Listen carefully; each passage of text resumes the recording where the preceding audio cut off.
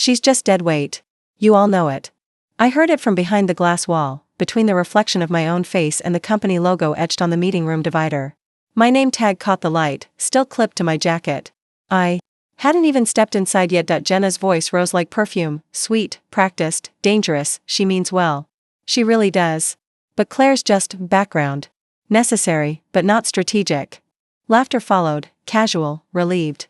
Martin's laugh was the loudest. I stood frozen in the hallway outside the team mixer, my hand still holding the folder I'd compiled for finance, inventory adjustments, reconciliation errors, pending contract conflicts. I'd worked till 2:40. The night before. I hadn't eaten dinner. I hadn't slept. I'd even offered to print name cards for this mixer, though no one had asked me to come. Jenna was perched on the couch in the breakout zone, one heel tucked under her, wine glass in hand. She wore the diamond choker I once pawned to cover a lien on Dad's car. She'd asked to borrow it, just for one gal a night. She never returned it. She tracks every cent, Jenna added, laughing now. Like I owe her an invoice just for breathing near her. I swear, she guilt-tripped me about that money for months. $38,000. She said it like it was a tip. Behind her, Martin Doyle, the man I had worked under for 9 years, grinned. We need forward energy, not backward. Inventory. The room echoed again with laughter. Glass clinked. Someone tapped a spoon against the cheese tray. My own name, I realized, hadn't been mentioned once in the internal event email. I loosened my grip on the folder. It dropped.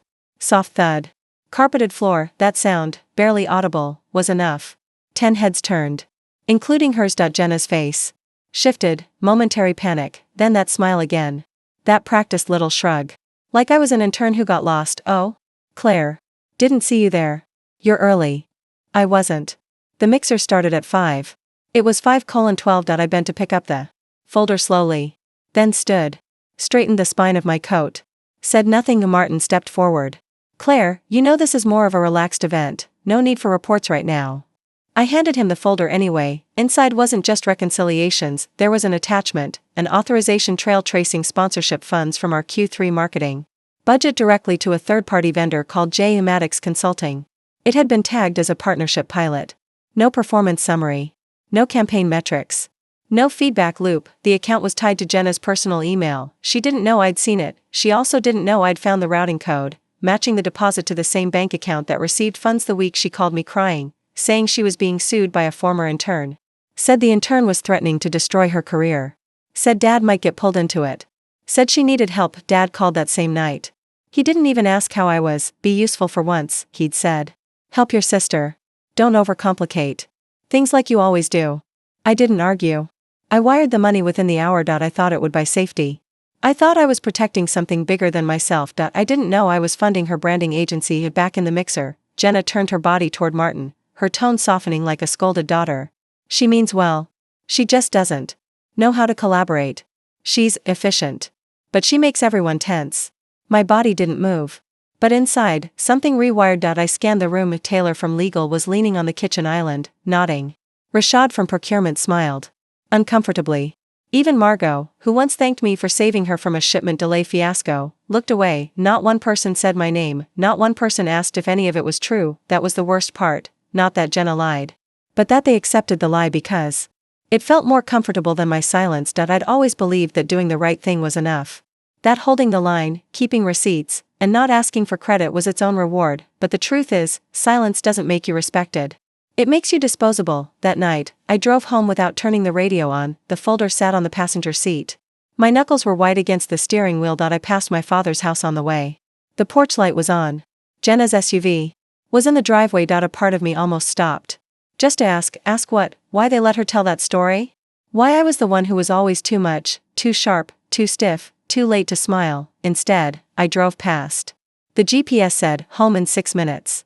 It felt like a lie. I parked. Sat still for a long time. Then turned off the engine and pulled the folder into my lap. Page 2, section 4, the routing number again. Bottom corner, timestamp of the disbursement. 2 weeks after I sent her the money, same bank.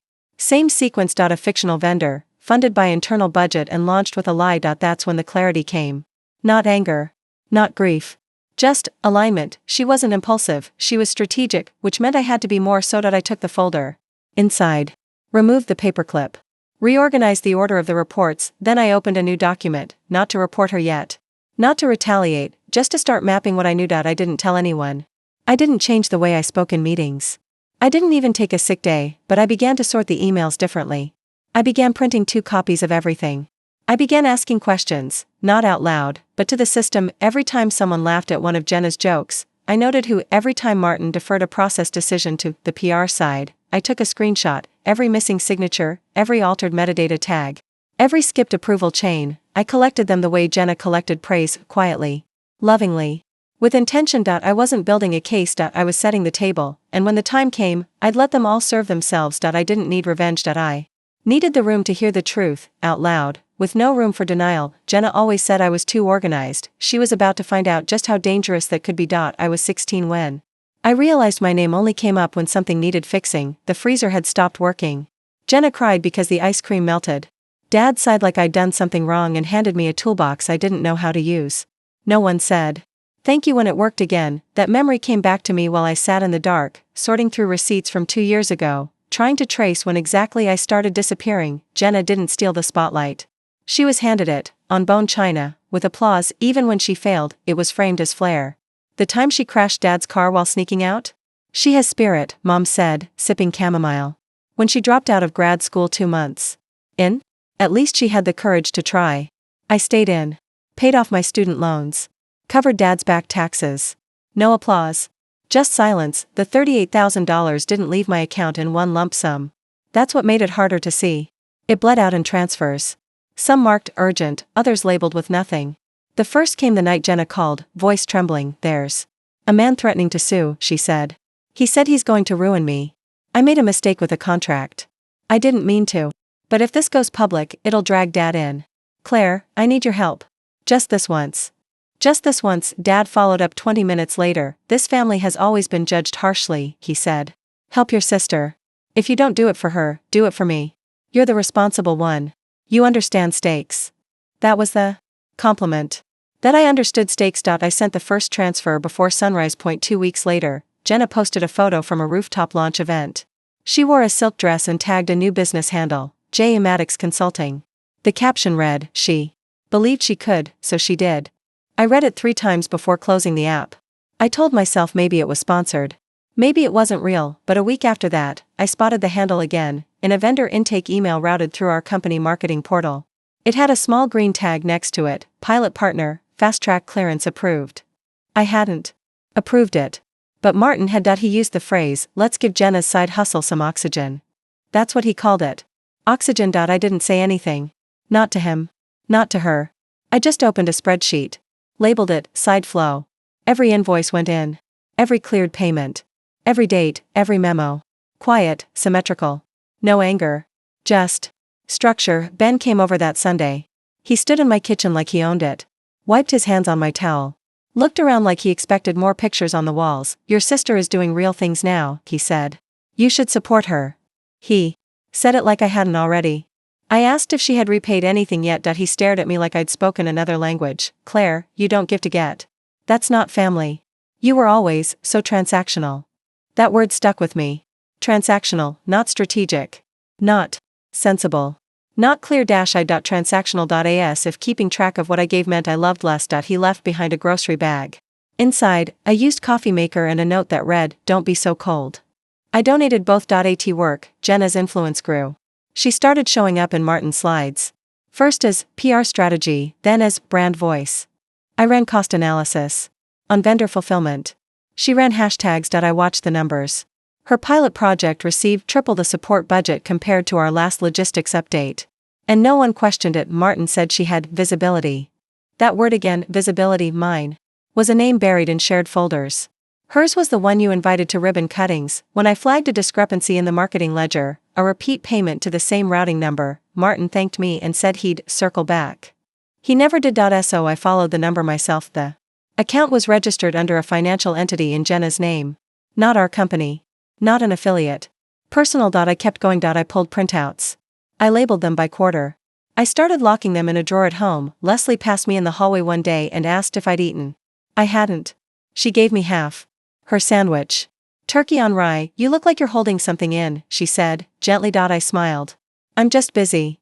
She looked at me a little too long, then nodded. She never brought it up again. At night, I couldn't sleep. I started dreaming of alarms, sirens, fire drills, silent red lights blinking in empty buildings. I'd wake up with the taste of static in my mouth. Mom texted, "You should come by. Jenna's planning something big and wants the family there. Try not to bring your intensity." Intensity, that was her word for me. Intense. Hard to be around. Even as a child, I was told I asked too many questions. Sat too stiff. Took things too seriously. Jenna once lit a napkin on fire at Thanksgiving. Dad laughed. I asked if we had a fire extinguisher. I was sent to my room for killing the mood. That never really changed. When the new fiscal report came out, Jenna was listed as a partner strategist on a cross-functional initiative. The initiative had been mine, built from 6 months of integration work I'd started alone. My name wasn't listed. Martin smiled when I brought it up. "It's not about credit," he said. "It's about momentum. Jenna brings energy." I stood there, holding the logistics mapping deck I'd hand-edited the night before, and realized something I hadn't let myself believe until then. They weren't confused, they weren't misinformed, they simply found her easier to love, not better. Just easier, she smiled. I scheduled, she charmed. I checked compliance, she failed upwards, and I carried the costs, financial, emotional, reputational, like a debt I was born into. That night, Jenna sent me a voice note. "Hey, just wanted to say thanks again. I know we never really settled that whole money thing, but you get it, right? I mean, family. Anyway, I'm booking a trip to Dallas next month for the next phase. Martin's covering part of it, but I might need to float some things up front. Can I send you something to review?" Review. As if I was her intern. I didn't respond, but I opened that side flow spreadsheet again. I added a new tab, called it intake, timeline, then I created columns for project name, company spend, Jenna's personal tag, my original proposal, Y/N, signature trace. I didn't plan to share it, not yet, but I knew what I was looking for now, not proof she lied. That was obvious. What I wanted was to map the gap between how much they needed me and how little they were willing to admit it. I didn't want revenge. I wanted the silence to say my name for once, and when it did, I wanted to be ready. The press release used the phrase visionary pivot. Jenna's photo was the header, head tilted, soft blur, just enough movement in her hair to look spontaneous. I stared at it over my morning tea, watching the steam rise like smoke from something already burning. My name wasn't in the article. Not in the tagline. Not in the initiative. Not even in the footnotes. I searched anyway. 3 times. The project, Elevate 2030, was my structure. My integration model. I'd built it over 18 months, stitching fractured workflows across procurement, delivery chains, and vendor compliance into a single, traceable system. A system that reduced redundancy and dropped our regional loss margins by 11.2%. The numbers were buried now, stripped of context, padded with quotes about brand recalibration and narrative alignment. Martin called me into his office that afternoon. He was wearing the navy vest again, the one he saved for media interviews. His hands were steepled. "That was never a good sign. You've done incredible work, Claire. Truly. But you don't activate people. Jenna does. She brings energy. We're in a visibility economy now." I said nothing. I waited. He didn't meet my eyes. "I want you to keep doing what you do best. Structure. Logistics. Just let Jenna lead the storytelling side." Storytelling, that was the word they used when someone stole the truth but made it palatable. I left his office without blinking.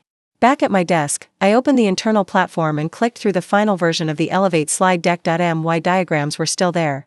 Renamed, recolored, but untouched in structure. In the authored by field, Jenna Maddox. She hadn't even changed the file names. That night, I got a message from Dad. "Heard about Elevate. Incredible. Jenna finally found her stride. You must be proud." I stared at the screen. Not surprised. Not even angry, just certain. They weren't hiding it. They weren't confused. They were aligned. Every time I'd written a system that worked, they'd asked someone else to cut the ribbon. Every time I stood still, they painted me as absent. I printed the first slide deck I ever submitted to Martin. It was dated 14 months prior. Then I printed Jenna's launch deck from the press portal. Stapled them side by side. No words. Just structure. I labeled it quietly, mirror, then I filed it in the drawer beneath my desk. At the next all-staff meeting, Martin praised the PR collaboration that made Elevate possible. Jenna nodded with practiced grace. She thanked the team, the board, and the back-end support that kept it all together. Back-end support. That was me. I stood next to the catering table, sipping cold coffee while she posed with the regional VP. Leslie approached near the end.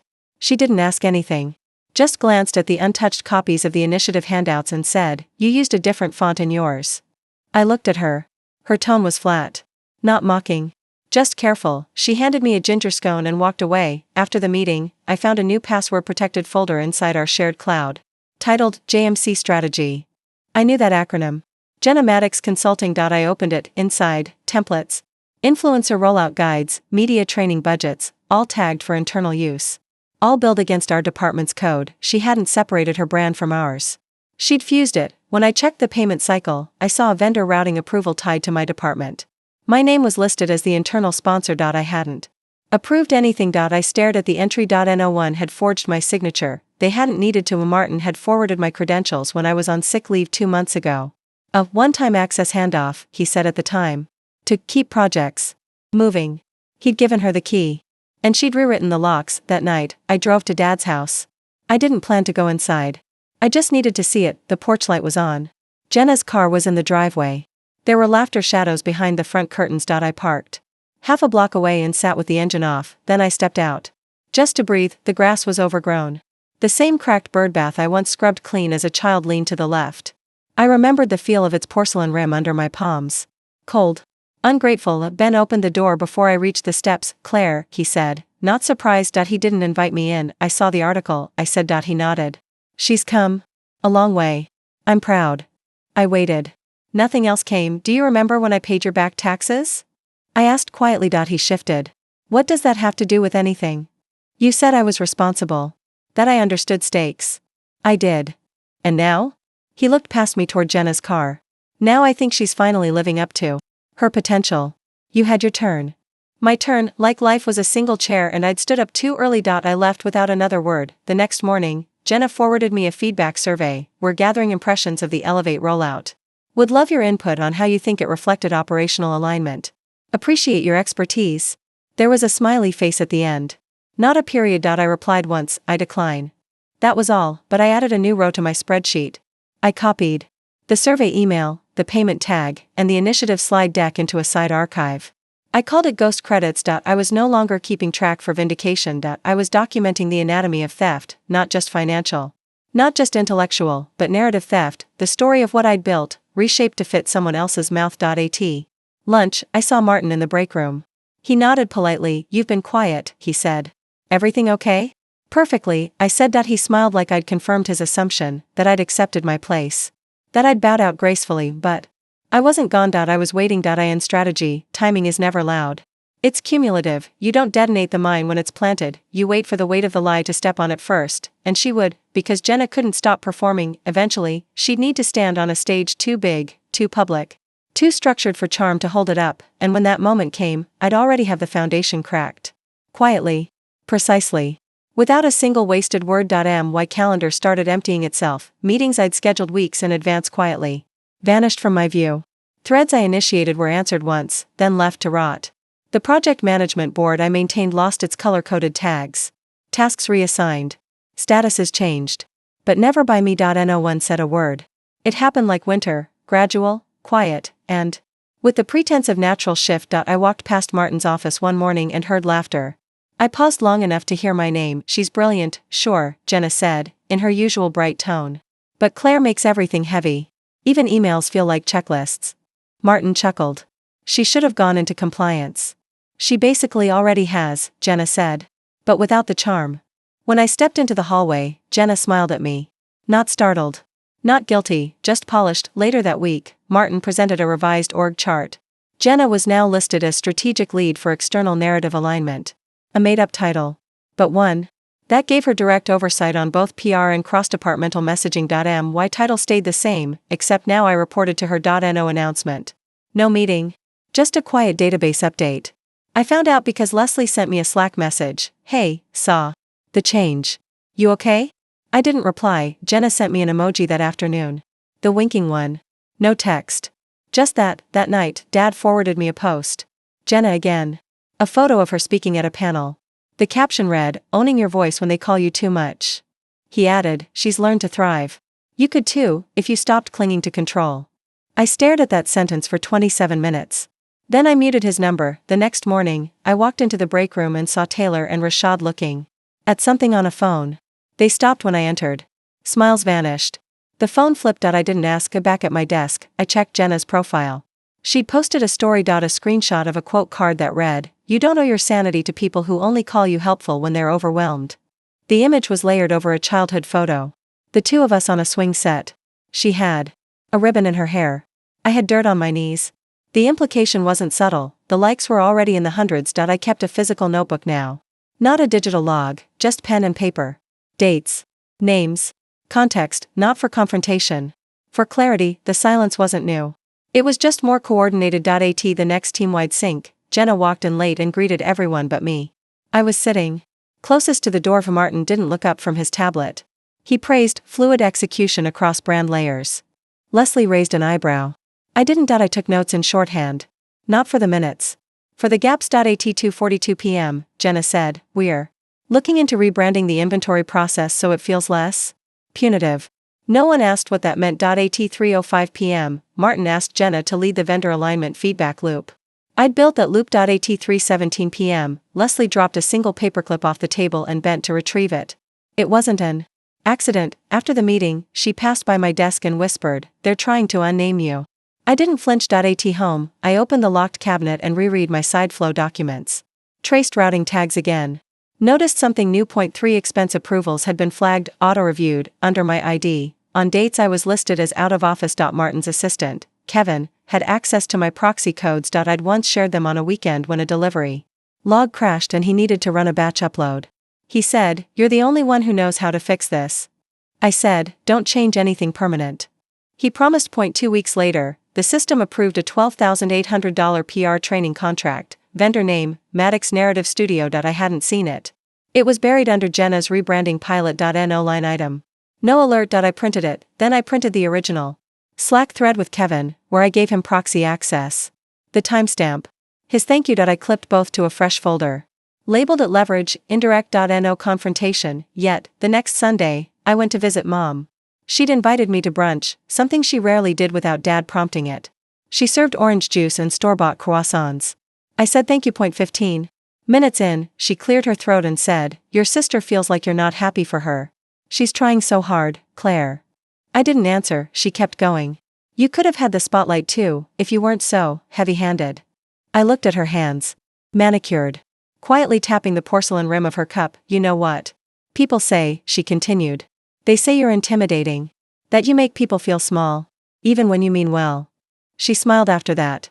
Genuinely, like she believed it was kindness. Like those words were a gift she had the courage to give. I stood and thanked her for breakfast. She looked surprised. I kissed her cheek, then walked out. On the way home, I stopped at the office. Sunday. No one there. I scanned in and went to the archive server. I ran a batch search on every contract connected to PR pilot programs. There it was again. J. Maddox Consulting.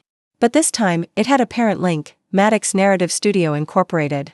A Delaware-based entity, registered under an LLC formation service, connected to an EIN Jenna had used for a charity speaking event 3 years ago. She'd folded her brand into ours through 3 layers of shell vendors. Then used company funds to support it, and used me, my credentials, my silence, to do it. At 1:24 a.m., I emailed myself 3 screenshots. Not attachments. Just embedded images. With labels, transfer tag, unauthorized proxy, vendor overlap, internal and external conflict, auto-approval string, forged access timeline. I didn't send them to anyone else, not yet. Monday morning, Jenna greeted me with a coffee, extra shot, she said. "You looked tired last week." I took it. Said thank you, then I walked to my desk. The cup sat next to my keyboard, untouched. At 10:14 a.m., I opened a blank folder in my external drive.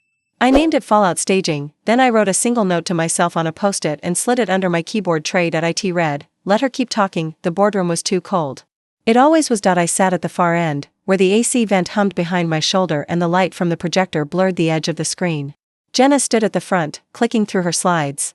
Her voice rang with easy polish, and this is where we layered the external narrative across onboarding and retention, keeping tone consistent with our 2030 directive. "Thank you, Martin, for trusting that vision." Martin smiled like he'd already forgotten what came before her. I watched the light from the screen slide across her face. Clean lines. Polished vowels. She had on the navy blazer she borrowed from me 2 years ago and never returned. The header on the screen said brand continuity benchmarks. The table was full. Martin at the center, flanked by Leslie, procurement leads, regional heads. My name was on the agenda. As a footnote, she advanced to the next slide. A graph. Mine, the color scheme, was different. But I'd built that graph 5 months earlier to track back-end system bleed in our cross-vendor integration. Jenna called it communication attrition. She didn't understand the formula. She didn't have to. Claire, she said suddenly, can you speak to the back-end adoption rate on that process?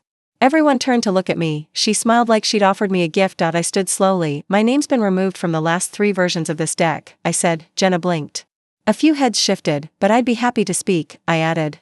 As long as we're being transparent. Martin laughed lightly. Of course. Claire, the floor's yours. I reached into my bag and pulled out a single folder. Navy. Unlabeled. I laid it flat on the table in front of Martin, then another, for Leslie, then a third, which I opened for the room. Pages 2 through 4 detail the original source schema. For this initiative, filed under the internal name Logistics Unification Trial, which I authored last October, I said evenly. You'll see the metadata trail, approval stamps, and departmental contribution logs. All tied to my account. The room was quiet. Jenna tilted her head. Claire, this feels a little off track? I didn't look at her. Pages 6 and 7 contain expense routing records. You'll find company payments approved for external services labeled Maddox Narrative Studio and J. Maddox Consulting. Neither are registered vendors. Martin stiffened. His smile faltered. They appear in the system as pilot programs. I continued. But there's no audit trail. Just auto-approvals through credentials temporarily assigned to me, without my consent, during a period I was marked on leave. I turned to Kevin, seated near the back. I believe you helped facilitate those proxy credentials? He opened his mouth. Closed it. Leslie flipped the page slowly. Martin's eyes hadn't moved. Claire, he said, finally, this is a serious accusation. No, I said quietly. It's a serious pattern. Jenna laughed once. Not real laughter, performance. Oh my God, Claire, is this about the money again? She looked around the table, like pulling them into the joke. This is what I mean, she added. Everything becomes an attack. Everything's punishment. It's exhausting. I watched her voice bounce off the glass walls. She sent me $38,000, Jenna said. Because I was being harassed. She said she wanted to help. Martin turned to me. Did you send her money, Claire? I nodded once. Did you ask for it back? I was told it saved the family, I said. A pause. Small. Deadly. Jenna's smile tightened. You told me you'd be sued, I said. That Dad could be implicated. That a man was blackmailing you. Silence. I turned back to the table. What she used it for, I said, was to start a PR agency. Then she used company funds to feed it. I pulled the last page from the folder. A copy of a bank transfer. Date matched to the first invoice. Same routing code. Same account. It's all traceable. Jenna's face changed then, not fully. Just a flicker. The first sign she understood the room had turned. I'm sorry, she said, too quickly. But Claire has always misunderstood boundaries. She hoards everything. She tracks every dollar, every line of code. I was just trying to give her space. Martin pushed his chair back. I think we need to pause, he said. Leslie stood. We'll need to halt all external brand partnerships pending internal investigation, she said. She didn't ask permission. Jenna opened her mouth, but no one was looking at her anymore. Martin cleared his throat. Claire, can you provide your full records to Leslie? I nodded once. Jenna tried again. This is being blown out of proportion. It's family. I turned to her. Finally, no, I said. It's fraud. That landed. Not because it was loud. Because it was final. I gathered my things. Martin called after me. Claire, thank you for bringing this forward. I didn't turn around. On my way out, I passed Kevin. His face was pale. I paused. You altered a system without written authorization, I said. His voice shook. She said you'd signed off. I didn't. I left the building without signing. Outside, the sky was clean and overcast. The kind of day that felt neutral. Balanced. I walked to my car. Opened the door. Sat with both hands on the steering wheel. I didn't cry. I didn't smile. I just sat there, breathing like something had been unplugged from my spine. Then I drove, not home. Not yet. I needed a copy store, and I needed a second set of everything because the real fight hadn't started yet, but now, at least, I was facing the right direction. The silence after the meeting was precise. No follow-up email. No Slack thread. No corporate platitudes. Just air, dense and waiting. Jenna didn't message me that evening. Not at first. But at 11:43 p.m., her name lit up. You could have talked to me first. I didn't respond. At 12:06 a.m., another came. Dad's upset. You escalated something that could have been handled in the family. That's not you. At 12:22 a.m., she added, I need access to the vendor portal to manage the narrative. Martin's asking. Can you restore my login? Restore, she used the word like nothing had shifted. Like a login was the problem. I powered down my phone. By morning, 3 more messages waited for me. I didn't read them. I forwarded them to a private folder I'd named containment and set an autofilter. I arrived at the office early. Before the cleaners. The light through the front glass was still low and gray. At my desk, I unplugged the external drive. Slipped it into my bag. Picked up the single keycard I'd kept since 2018, the one tied to the archive room access, and left it on my chair. Then I walked the perimeter once. Just to feel the edges. In the break room, the coffee maker still blinked. The same error it always had. I didn't fix it this time. By noon, I had submitted a request to close every system credential with my name on it. At 12:14 p.m., Kevin sent me a ping. Hey, you just nuked 3 shared drives. Should I pause the cleanup? I didn't answer. By 12:30, Leslie called. She didn't ask questions. Just said, understood, and hung up. I packed a single banker's box. Not because I needed it, just to make them wonder if that was everything. It wasn't. The real deletions happened elsewhere. At 2:07 p.m., I logged into the rental account tied to Jenna's condo, the one she'd been living in rent-free for over a year, ever since Dad asked me to help her get her feet back under her. Lease under my name. Utilities under my name. The security deposit, the furniture, the bills, mine. I clicked terminate lease. The system asked for a reason. I left it blank, then I removed her name from the authorized occupant list and added a lockout notice effective 30 days. A minute later, I opened our shared digital payment app. The one we used for family groceries, joint holiday gifts, car repairs. It had my bank linked. Hers didn't. She hadn't paid into it in 11 months. I closed it. Deleted the log. Sent the record to Kira, labeled Final Cut, Family Ledger. Then I opened the power of attorney packet I'd filled out for Dad last year, the one that gave me access to manage his back taxes and health premiums. The one he forgot he still depended on. I clicked revoke. Digitally notarized. File. It would take him 3 days to notice. When his insurance portal rejected his login. I didn't send an explanation. That night, I received a voicemail from him. Claire. You've gone too far. I don't know who you think you are, but this family didn't raise you to be cruel. No mention of Jenna. No mention of what she did. Just me. The one who finally stopped absorbing it. The next morning, I walked to the cafe where Kira and I used to meet on Saturdays. She was already there, laptop open, scarf twisted twice around her neck. She didn't smile. I traced it, she said. It's layered, Delaware shell, offshore redirect, internal tagging under her LLC. Jenna used 3 different routing structures. How much? I asked. Almost 91,000. 42 of it directly tagged to projects you built. I nodded. Once, she used your name as a shield, Kira added. Strategically.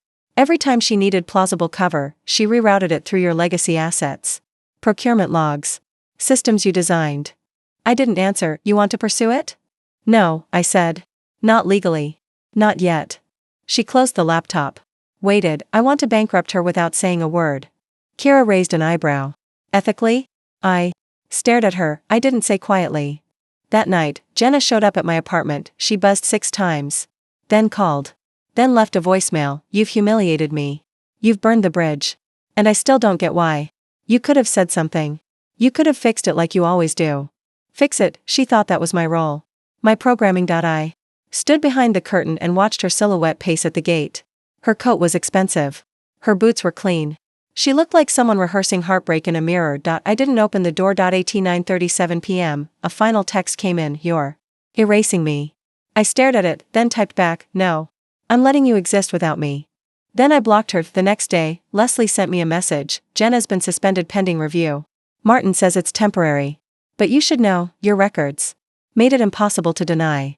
I replied with one word, noted. By Friday, the company's intranet had changed.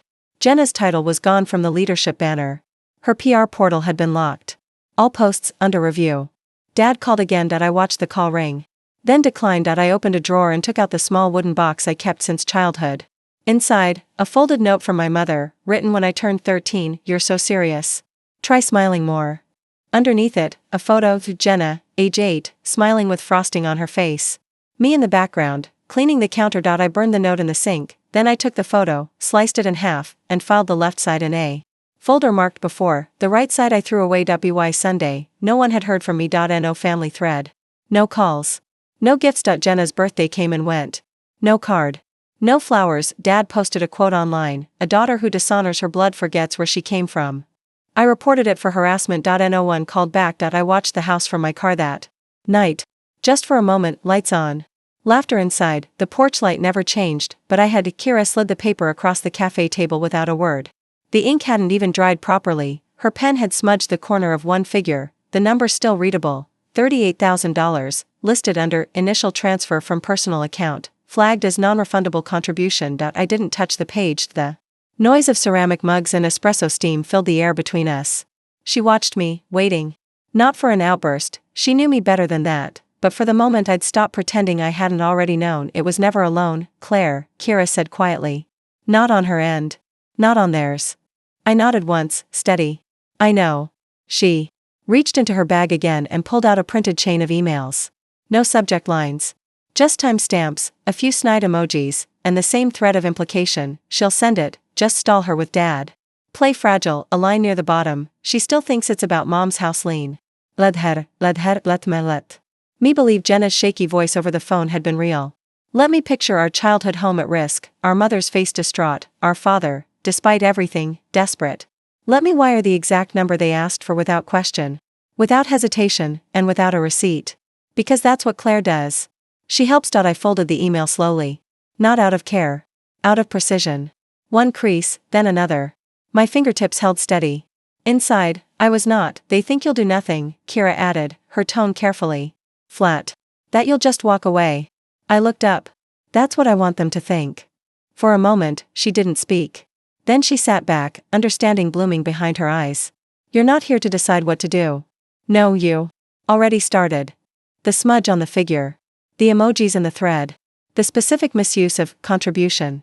Kira had caught them all, but even she hadn't realized this meeting wasn't the beginning of anything. It was the midpoint. Earlier that week, I'd requested access to our team's quarterly financial projections, under the guise of prepping an internal audit template for Doyle's Monday meeting.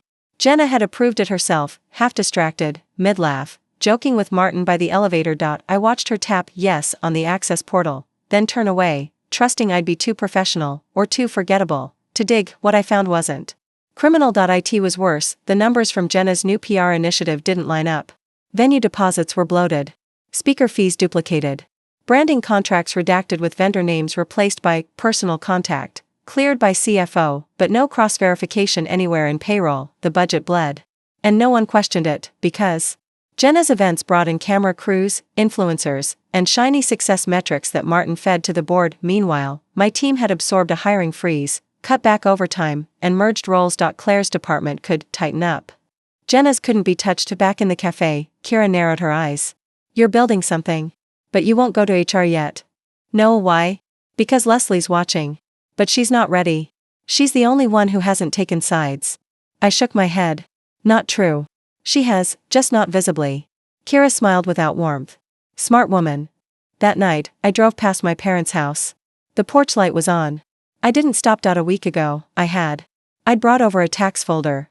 They'd asked for. Ben met me at the door, took the envelope, and instead of saying thank you, he said, you really should be more supportive of your sister. This whole tone you've got lately, it's unattractive. Unattractive. He said it with a mouthful of peanuts, like it wasn't even a sentence worth flavoring properly. Then he shut the door. Just like that, inside the car, I stared at the house for a full minute. Lights in the kitchen. Jenna's car out front. They were probably planning another pitch deck using my silence as cover. I didn't ring the bell. Instead, I pulled out my phone and emailed Leslie Tran directly. Subject. Follow up on Ops PR overlap, staffing concerns. No accusation. No attachment. Just a breadcrumb. A tiny question about cross-team financials that no one could read as a threat, except Leslie. Her reply came 4 hours later. Let's connect Monday morning. I'd like to hear your observations in more detail. No signature flourish. No emojis. Just an open door. On Sunday, I walked into the office. Empty. Quiet. I printed the invoices Jenna had thought she buried. I laid out every date, dollar, and duplicated line across the project folders my team had been forced to consolidate. Then I slipped each sheet into a new binder, matte black, unmarked, except for one sticker at the corner, Q2/Q3 reconciliation. That's all it said. Dry. Uninteresting. Invisible to everyone, except the people who'd understand exactly what it meant. I left the binder on Leslie's chair. By noon, I received a calendar invite titled simply, Q3 Budget Review, requested by HR. 3 attendees. Me, Leslie, Martin Doyle. I didn't forward it to Jenna. That night, Jenna called, her voice was chipper. Hey, so, Dad says you've been digging around numbers? Kinda intense, sis. You good? I walked into my kitchen, set the phone on speaker, and opened a bottle of sparkling water. I'm good. You know, if something's confusing you, I can totally walk you through the reports. Like, no biggie. Don't stress yourself. She meant, don't look closer. Don't pull the wrong thread. Don't make noise. I sipped slowly. Let the fizz sit quiet on my tongue. Appreciate the offer, I said. But I've got it covered. You sure? Her voice tilted, too sweet. I mean, you've always had a little trouble with reading between the lines. Dad says it's your, logical blind spot. There it was. The shared smirk between her and Ben, packaged like a joke. I smiled into the phone. Not cruel. Not cold. Just, final, tell Dad I'm reading just fine now. I ended the call before she could respond, then I emailed Kira one last time. The subject line read, confirmed inside, just 2 words, reconcile everything. It wasn't revenge. It was arithmetic. Balance had always been my language. And now, for the first time, I was speaking it fluently, without apology. The silence in the hallway had a different weight now. Not the usual hush of emails and espresso machines, but something taut. Watching. Waiting. I walked past the framed hallway posters Jenna had commissioned, company milestones, charity photos, curated smiles, and paused at one from the year she joined. My name wasn't on it. Even though I'd led the operations overhaul that year. Even though I was the one who stayed behind every weekend to make it happen. I didn't linger. Inside my office, the light from the screen cast a clean rectangle across the desk. I opened the drawer. Not for anything dramatic. Just a pen. But the motion itself, slow, practiced, controlled, helped me remember who I was before they all tried to write me over. I laid out the folder that Kira had helped me prepare. It wasn't thick. It didn't need to be. Just 4 items, a signed purchase requisition, a travel expense slip flagged urgent, a duplicate vendor payout, and an anonymous email I'd forwarded to myself from Leslie's desk, a tip about discrepancies in the PR department's budget codes. The email had no name, but the phrase, brand synergy brunch, was Jenna's fingerprint. I didn't call anyone. Didn't schedule a meeting. I waited. The meeting came to me. Martin Doyle's assistant knocked twice, then opened without waiting. Martin wants you in conference room B5. She didn't smile. They never did when it was a firing. I gathered the folder. Closed my office light.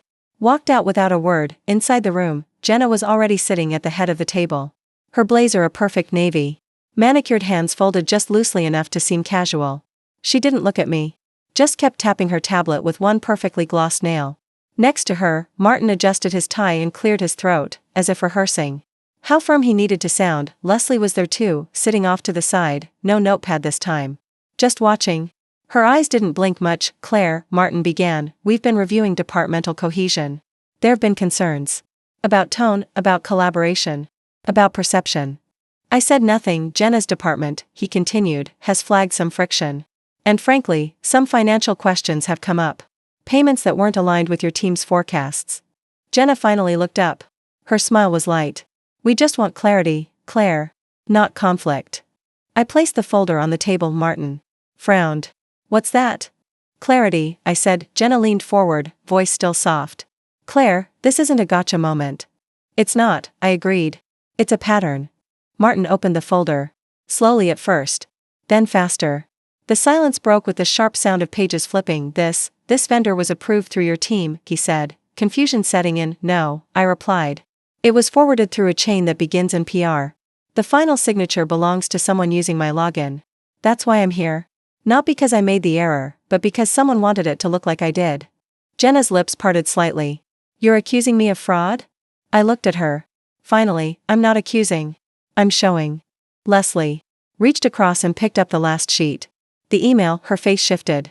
Not with shock. With understanding. Martin looked between us. This is serious. Then treat it as such, I said.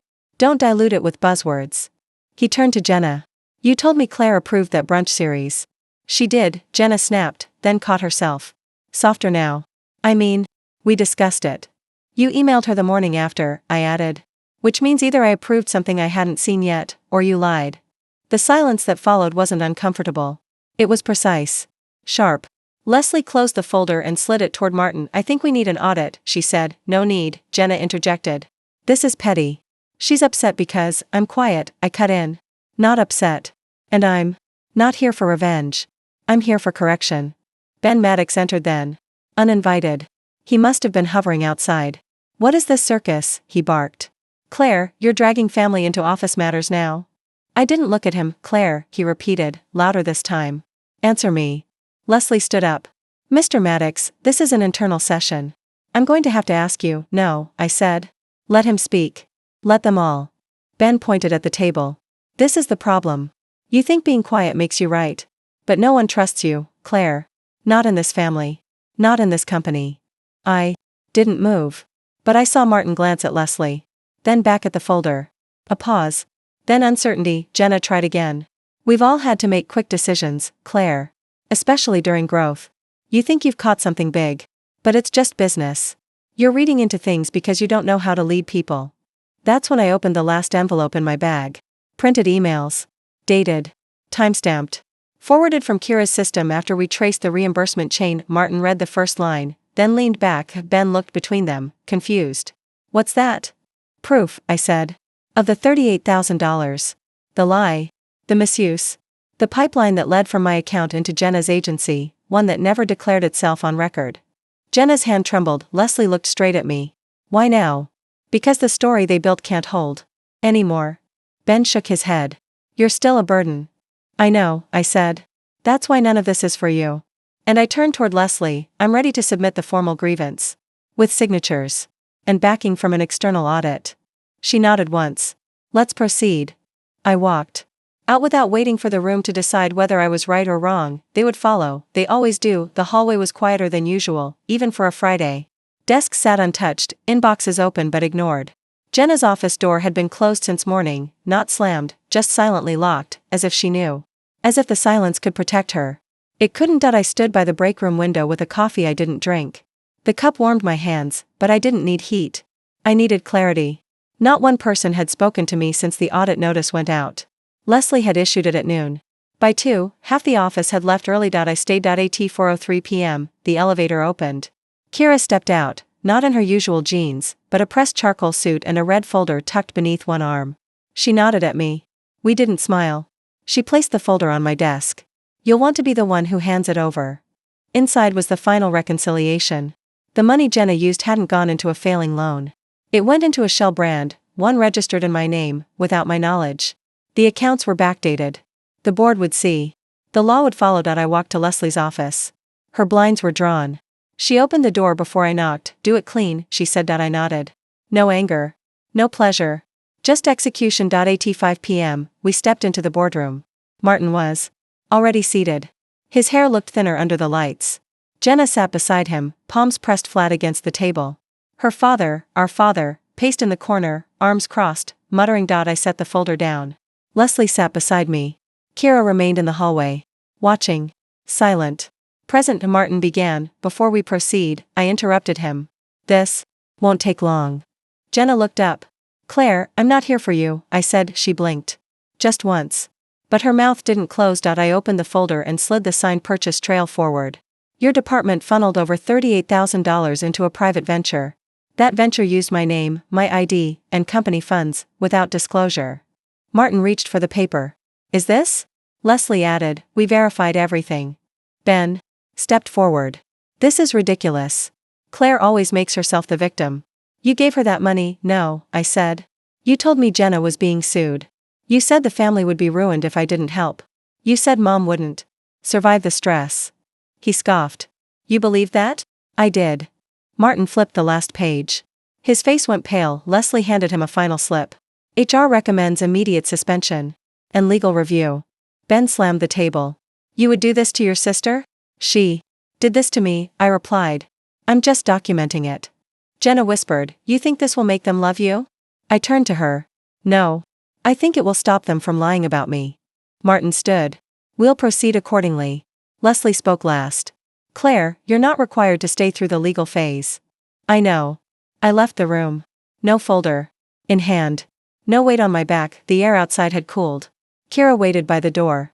We didn't speak. She just reached into her bag and handed me something small. A company keycard, snapped in half. I smiled. That night, I packed everything from my desk. It didn't take long. I'd never let myself take root. Over the next month, the company shifted. Martin announced a new ethics committee. Jenna's role was restructured. Ben made Calls, many of them. None returned. I received a letter from legal. Not an apology. But a check. Restitution. Signed by both Martin and Jenna. I didn't cash it, instead, I mailed it back. In an envelope marked void. Just one word handwritten. Inside, truth. I moved into a small flat overlooking the train yard. Not pretty. But steady. I started a side consultancy, small logistics firms looking for internal cleanup. Word spread.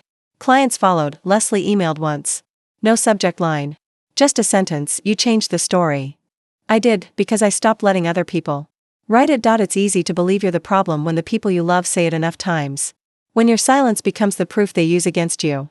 When your kindness becomes the currency they trade, but silence isn't surrender. And kindness isn't weakness. They called me dead weight. Because I carried more than they ever could, and never asked for credit. Now, I walk lighter. Not because I forgave them. But because I cut the ropes. If you're listening to this and you've been the one who paid, stayed quiet, and kept the peace, I want you to hear this clearly. You don't owe them a version of yourself that's easier to accept. You don't have to stay where you're only visible when needed, and you don't have to explain your absence to people who never asked about your presence. Let them call you cold. Let them call you distant. Let them invent their versions. Just make sure yours is the one you live by. If this story helped you see something more clearly, subscribe. We're just getting started.